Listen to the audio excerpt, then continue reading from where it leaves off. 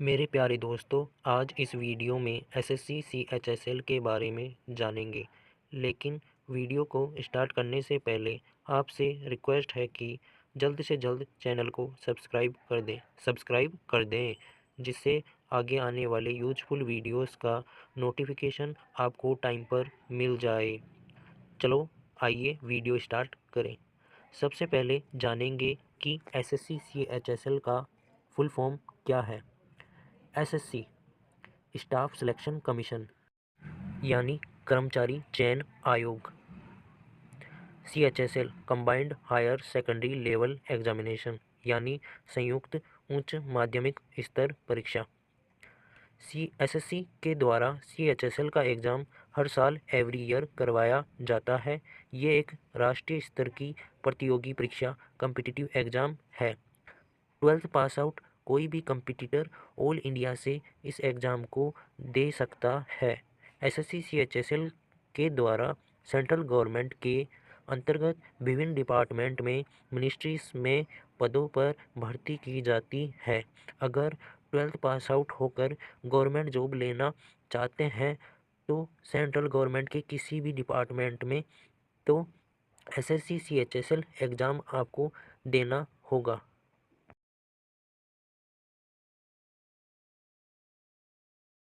अब हम जानेंगे कि एसएससी सीएचएसएल के लिए क्या क्या क्वालिफ़िकेशन चाहिए। SSC CHSL combined higher secondary level examination है, यानी 12th पास आउट कोई भी कैंडिडेट इस एग्ज़ाम को दे सकता है। कैंडिडेट किसी भी स्ट्रीम से हो सकता है, अर्थात आर्ट्स का स्टूडेंट, कॉमर्स का स्टूडेंट, बायोलॉजी के स्टूडेंट, मैथ्स के स्टूडेंट आदि इस एग्ज़ाम को दे सकते हैं। इसके लिए 12th में प्रतिशत पासिंग नेचर के होने चाहिए, यानी 12th में पास मार्क्स लाने वाले हर स्टूडेंट इस एग्ज़ाम को दे सकते हैं। अब हम जानेंगे कि एसएससी सीएचएसएल के लिए एज लिमिट क्या है।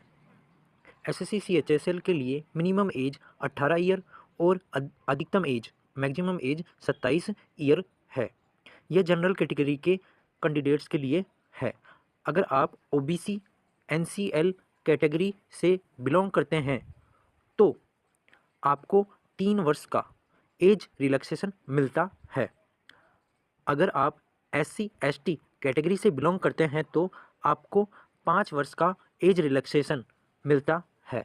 अगर आप पीडब्ल्यूडी अनरिजर्व्ड कैटेगरी से बिलोंग करते हैं तो आपको 10 वर्ष का एज रिलैक्सेशन मिलता है। अगर आप पीडब्ल्यूडी ओबीसी कैटेगरी से बिलोंग करते हैं तो 13 वर्ष का एज रिलैक्सेशन मिलता है। अगर आप पीडब्ल्यूडी एससी एसटी कैटेगरी से बिलोंग करते हैं तो 15 वर्ष का एज रिलैक्सेशन मिलता है।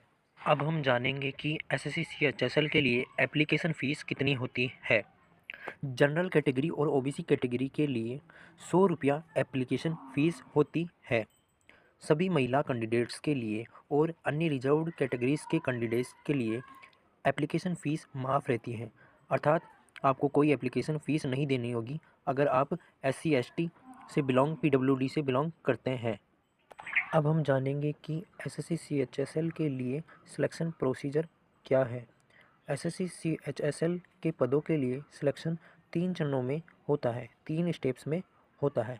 टायर 1 जो कि एक सीबीटी आधारित टेस्ट है, यानी कंप्यूटर बेस्ड टेस्ट है, इसमें एमसीक्यूज़ पूछे जाते हैं। टायर 2 ये भी एक सीबीटी कंप्यूटर बेस्ड टेस्ट है जिसमें विभिन्न विषयों से एमसीक्यूज़ पूछे जाते हैं। इसी प्रकार टायर 3 भी एक कंप्यूटर बेस्ड टेस्ट है जिसमें आपकी टाइपिंग टेस्ट और स्किल टेस्ट को देखा जाता है। Tier 1 CBT computer based test होता है जिसमें 4 विषयों से 25-25 क्वेश्चंस पूछे जाते हैं। प्रत्येक क्वेश्चन 2 मार्क्स का होता है, अतः प्रत्येक विषय अधिकतम 50 मार्क्स का होता है। इसमें पहला subject English language basic knowledge से 25 क्वेश्चन जो कि अधिकतम 50 मार्क्स के पूछे जाते हैं। दूसरे सब्जेक्ट जनरल इंटेलिजेंस यानी रीजनिंग से 25 क्वेश्चंस मैक्सिमम 50 मार्क्स के पूछे जाते हैं। इसी प्रकार तीसरा सब्जेक्ट क्वांटिटेटिव एप्टीट्यूड यानी मैथ्स का होता है जिससे 25 क्वेश्चन मैक्सिमम 50 मार्क्स के पूछे जाते हैं। इसी प्रकार चौथा सब्जेक्ट जनरल अवेयरनेस यानी जनरल नॉलेज जीके से 25 क्वेश्चन अधिकतम 50 मार्क्स के पूछे जाते हैं। इन चारों सब्जेक्ट्स के लिए टायर 1 में टाइम ड्यूरेशन 60 मिनट्स का होता है, अर्थात 1 घंटे का टाइम मिलता है। यह टाइम ड्यूरेशन 80 मिनट का होगा, यानी 1 घंटे 20 मिनट का होगा यदि कोई कैंडिडेट फिजिकली डिसेबल्ड या हैंडिकैप्ड होगा। यहाँ प्रत्येक क्वेश्चन 2 मार्क्स का होगा, साथ ही नेगेटिव मार्किंग -1/2 -हाफ की होगी। टायर 1 में टोटल क्वेश्चंस 100 पूछे जाते हैं और टोटल मार्क्स उनके 200 होते हैं और इसके लिए क्वालिफाइंग परसेंटेज 33% होती है, 33% होती है। इसके साथ ही टायर 1 क्वालिफाइंग नेचर का होता है, इससे कोई रैंक डिसाइड नहीं होती है। CHSL एग्ज़ाम टायर 2 सेशन 1 और सेशन 2 में बटा होता है। सेशन 1 2 घंटे 15 मिनट टाइम ड्यूरेशन का होता है। सेशन 1 3 सेक्शन 1, सेक्शन 2, सेक्शन 3 में बटा होता है। सेक्शन 1 में 2 मॉड्यूल होते हैं। मॉड्यूल 1 में मैथमेटिकल एबिलिटीज से 30 क्वेश्चंस मैक्सिमम 90 मार्क्स के पूछे जाते हैं। इसी तरह मॉड्यूल 2 में रीजनिंग और जनरल इंटेलिजेंस से 30 क्वेश्चंस अधिकतम मैक्सिमम 90 मार्क्स के पूछे जाते हैं। इस तरह से इन दोनों मॉड्यूल्स के लिए सेक्शन 1 का टाइम ड्यूरेशन 1 घंटे का होता है। CHSL टायर 2 एग्ज़ाम पैटर्न को समझने के लिए आप वीडियो को रोककर स्क्रीन को देख सकते हैं, जिससे अच्छे से समझ में आएगा। इसी प्रकार सेक्शन 2 में भी 2 मॉड्यूल होते हैं। जिस तरह से सेक्शन 1 में 2 मॉड्यूल थे, उसी प्रकार सेक्शन 2 में भी 2 मॉड्यूल होते हैं। मॉड्यूल 1 में इंग्लिश लैंग्वेज एंड कॉम्प्रीहेंशन से 40 क्वेश्चंस मैक्सिमम 120 मार्क्स के पूछे जाते हैं।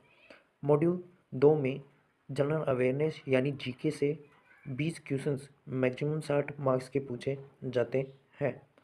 इस तरह से इन दोनों मॉड्यूल्स के लिए सेक्शन 2 का टाइम ड्यूरेशन 1 घंटे का होता है। सेक्शन 3 में एक मॉड्यूल होता है। इस मॉड्यूल में कंप्यूटर नॉलेज से 15 क्वेश्चंस मैक्सिमम 45 मार्क्स के पूछे जाते हैं। सेक्शन 3 का टाइम ड्यूरेशन 15 मिनट होता है। सेशन 3 में एक मॉड्यूल होता है जिसमें स्किल टेस्ट या टाइपिंग टेस्ट लिया जाता है। पार्ट ए में स्किल टेस्ट लिया जाता है DEOs के लिए, यानी डाटा एंट्री ऑपरेटर्स के लिए, जो कि 15 मिनट का टाइम ड्यूरेशन का होता है। पार्ट बी में LDC और JSA के लिए टाइपिंग टेस्ट होता है, जो कि 10 मिनट टाइम ड्यूरेशन का होता है। इससे आपकी पोस्ट डिसाइड होती है कि आपको डाटा एंट्री ऑपरेटर की जॉब मिलेगी या LDC की या JSA की पोस्ट मिलेगी। अब हम जानेंगे कि SSC CHSL क्लियर करने पर कौन कौन सी पोस्ट्स मिलती हैं। पहली पोस्ट LDC की लोअर डिवीज़न क्लर्क की पोस्ट होती है। दूसरी JSA जूनियर सेक्रेटरियल असिस्टेंट की पोस्ट होती है। तीसरी DEO डाटा एंट्री ऑपरेटर की पोस्ट होती है। चौथी CC कोड क्लर्क की पोस्ट होती है। पाँचवीं न्यू रिक्रूटमेंट रूल्स के अनुसार SSC CHL से SSC CGL में ऐड की गई पोस्ट ऐसे sorting असिस्टेंट की है और PA पोस्टल असिस्टेंट की है, यानी sorting असिस्टेंट और पोस्टल असिस्टेंट की जॉब्स को SSC CHL से हटाकर SSC CGL में कर दिया गया है। अब हम प्रमोशन के बारे में जानेंगे। ज्वाइनिंग के 5 साल बाद डिपार्टमेंटल प्रमोशन होता है। अब हम जानेंगे कि प्रत्येक पोस्ट पर कितनी सैलरी मिलती है। पहली पोस्ट LDC और JSA की पोस्ट पर लगभग 19,900 रुपये से लेकर 63,200 रुपये तक की लेवल 2 की सैलरी मिलती है। दूसरी post DEO data entry operator की पोस्ट पर लगभग 25,500 रुपये से लेकर 81,100 रुपये तक की लेवल 4 और लगभग 29,200 से लेकर 92,300 तक की लेवल 5 की सैलरी मिलती है। तीसरी CC कोड क्लर्क की पोस्ट पर लगभग 19,900 से लेकर 63,000 तक की सैलरी मिलती है। अब हम SSC कैलेंडर के बारे में जानेंगे। SSC हर साल नई एग्जामिनेशन कैलेंडर को पब्लिश अथवा अपडेट करता है। SSC द्वारा इस साल जो भी भर्ती और एग्जामिनेशंस करवाए जाएंगे उनके डेट्स अपडेट कर दिए गए हैं। तो जल्द से जल्द जाकर इस साल के SSC एग्जामिनेशन कैलेंडर को गूगल पर जाकर सर्च और डाउनलोड कर लें। इस नोटिफिकेशन कैलेंडर में 10th level, 12th level, graduate level exams की date, form filling date, update और पब्लिश कर दिए गए हैं। वीडियो तो पसंद आ ही गया होगा, इसलिए जल्द से जल्द चैनल को सब्सक्राइब कर दें, जिससे गवर्नमेंट जॉब से संबंधित नोटिफिकेशंस आपको सही समय पर मिल सके। Thank you for watching. Subscribe the channel.